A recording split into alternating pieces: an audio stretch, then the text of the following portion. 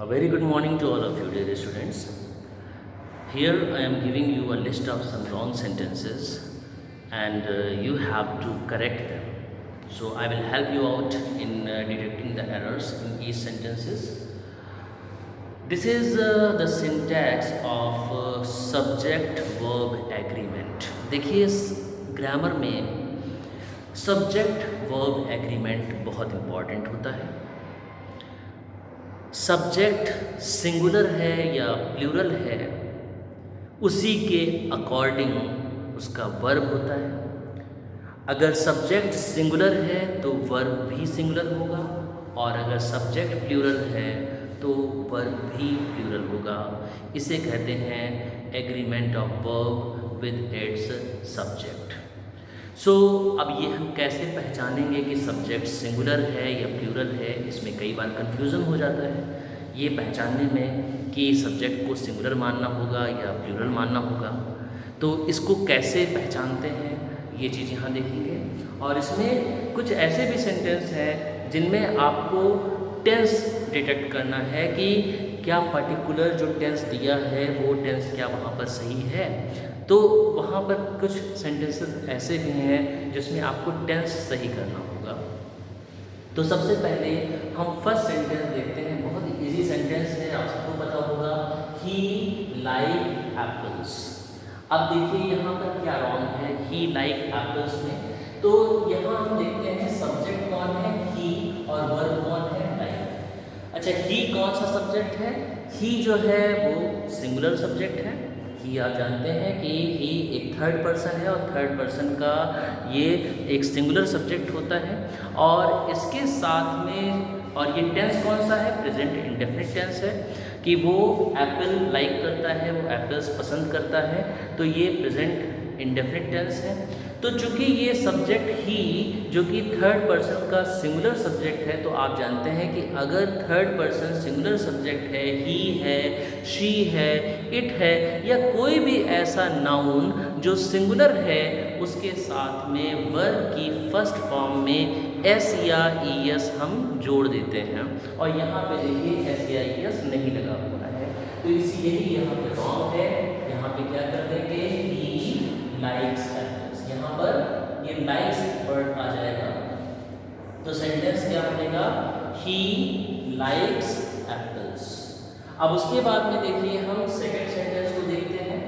I have heard the news an hour ago. I have heard the news an hour ago. अब देखिए यहाँ पे क्या wrong है। देखिए एक टेंस होता है, जैसे मान लीजिए कोई पास्ट की इवेंट है, ऐसी कोई इवेंट जो पास्ट में हुई। अब वो पास्ट में मे बी वो कुछ घंटे पहले हुई हो, या आज सुबह हुई हो, या कल हुई हो, या परसों हुई हो, या पिछले हफ्ते हुई हो। तो इससे कोई फ़र्क नहीं पड़ता। मतलब फ़र्क इससे पड़ता है कि वो एक्शन कंप्लीट हुआ, और कब कंप्लीट हुआ, पास्ट में कंप्लीट हुआ। तो अगर कोई एक्शन पास्ट में कंप्लीट हुआ है तो वो टेंस हमेशा सिंपल पास्ट होता है, या उसको हम कह सकते हैं पास्ट इंडेफिनिट टेंस होता है। और यहाँ पे लिखा है मैंने न्यूज़ को सुना एन आवर अगो, यानी कि 1 घंटे पहले। तो यानी कि काम 1 घंटे पहले हुआ, जाहिर सी बात है पास्ट हो गया। तो 1 घंटे पहले काम हुआ, तो ये टेंस कौन सा होना चाहिए था, पास्ट इंडेफिनिट टेंस। लेकिन यहाँ पर टेंस क्या लिया हुआ है, हैव हर्ड। हैव हर्ड यानी कि हैज या हैव के साथ में वर्ब की थर्ड फॉर्म दी है, तो ये कौन सा टेंस हो गया, प्रेजेंट परफेक्ट टेंस। और प्रेजेंट परफेक्ट टेंस आप जानते हैं वो वहाँ लगाते हैं जहाँ पर जैसे जस्ट नाउ दिया हो, बिल्कुल जहाँ पर ये मालूम पड़े कि ये काम बिल्कुल अभी अभी हुआ है। जैसे आपको पूछना है क्या तुमने अभी तक अपना काम नहीं पूरा किया, haven't you completed your work yet, तो यहाँ पर प्रेजेंट परफेक्ट टेंस होगा। लेकिन चूंकि यहाँ पर आपने कहा कि न्यूज़ 1 घंटे पहले सुनी थी, तो ये प्रेजेंट परफेक्ट टेंस यहाँ पर रॉन्ग है। यहाँ पर क्या होना चाहिए था, यहाँ पर पास्ट इंडेफिनिट टेंस होना चाहिए था।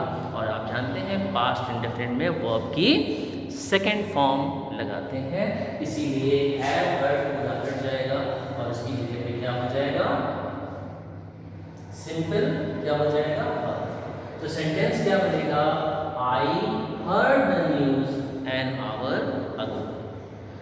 क्लियर हो गया बेटा? अब चलिए नेक्स्ट सेंटेंस पे आते हैं। The books on the table is mine. अब यहाँ पे क्या रॉन्ग है? अब आप लोग सोचिए यहाँ पे क्या रॉन्ग हो सकता है कि the books on the table is mine.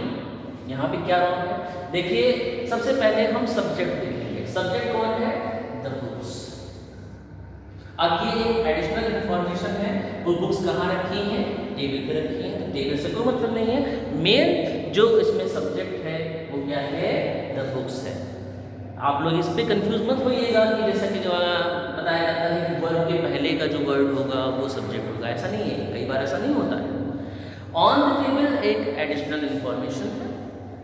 Main information क्या है? मेन सब्जेक्ट क्या है? वो है द बुक्स। तो बुक्स कहाँ पर? टेबल पर रखी हुई। टेबल पर रखी हुई बुक्स किसकी हैं? मेरी हैं। तो मेरी है, क्या है मेरी? बुक्स मेरी हैं। और बुक्स क्या है? बुक्स सिंगुलर है या प्लूरल है? बताइए। बुक्स, बुक्स क्या है? ये प्लूरल है। तो जब सब्जेक्ट प्लूरल है तो वर्ब भी तो प्लूरल होना चाहिए था। और वर्ब यहाँ पे क्या दिया हुआ है? इज। तो इज क्या हो गया? रॉन्ग हो गया। यहाँ पर क्या होना चाहिए था? बुक्स है और प्रेजेंट टेंस है तो इज नहीं, यहाँ पर क्या होना चाहिए था? आर। तो the books on the table are mine. बेटा समझ में आ गया सेंटेंस आप लोगों को? The books on the table are mine. क्यों आर होगा? क्यों? क्योंकि सब्जेक्ट क्या है? द बुक्स है। अब नेक्स्ट सेंटेंस पे आते हैं। If he will come I shell help him.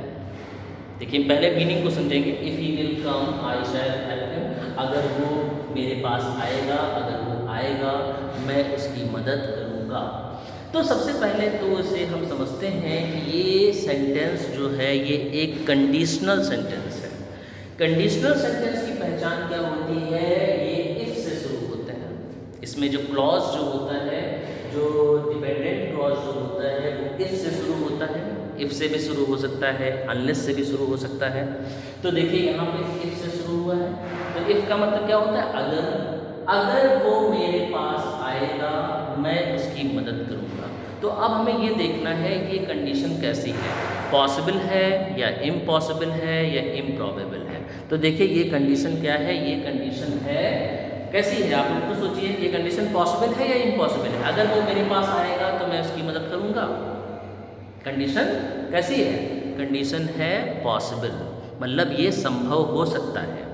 तो जहाँ पर कंडीशन पॉसिबल होती है, उसकी संभावना है, ये काम हो सकता है, तो ऐसे में जो कंडीशन होती है उसका टेंस जो होता है ये बिल्कुल सर्टेन है, श्योर एंड सर्टेन है कि tense will always be simple present.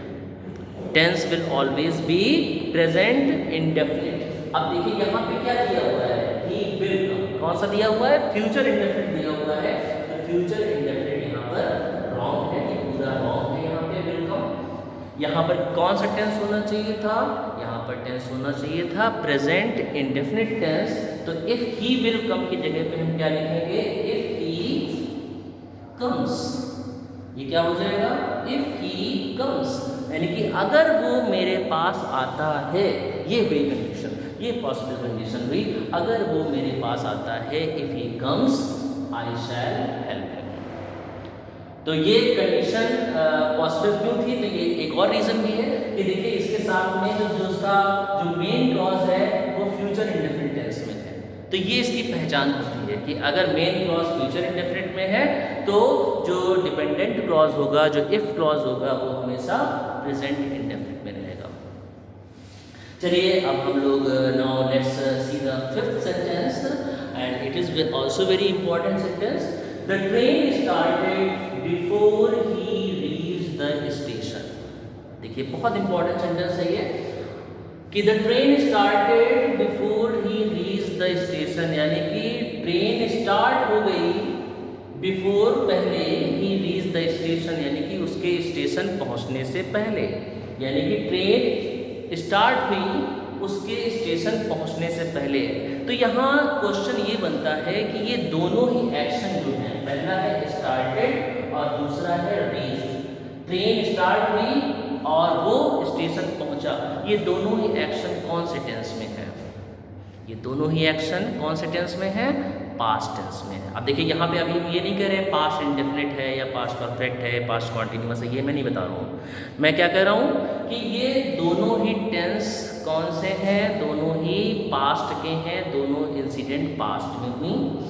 तो अब जब दोनों इंसिडेंट पास्ट में हुई तो अब ये देखना है कि पास्ट में पहले कौन हुआ फिर बाद में कौन हुआ, क्योंकि पास्ट में दो एक्शन हुए तो एक पहले हुआ होगा और एक बाद में हुआ होगा। और इसकी पहचान क्या है, इसकी पहचान है बिफोर।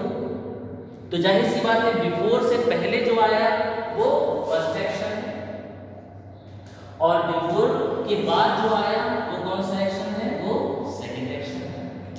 तो बिफोर के बाद वाला सेकंड एक्शन है, बिफोर के पहले वाला फर्स्ट एक्शन है। तो नियम ये कहता है पास्ट में अगर दोनों इंसिडेंट पास्ट के हों तो फर्स्ट एक्शन हमेशा पास्ट परफेक्ट होता है और सेकंड एक्शन हमेशा पास्ट इनडेफिनिट होता है। तो क्या यहाँ पर फर्स्ट एक्शन पास्ट परफेक्ट है?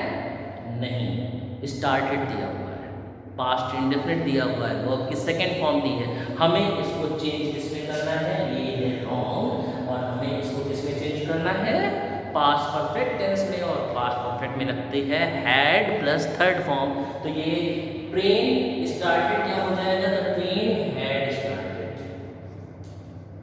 क्या हो जाएगा, the train had started before he reach the station, यानी कि ट्रेन जो है स्टार्ट हो चुकी थी उसके स्टेशन पहुंचने से पहले। ओके बेटा, तो ये 5 सेंटेंसेस अभी आपने पढ़े हैं और ये 5 सेंटेंसेस हम आपको नेक्स्ट वीडियो में बताते हैं।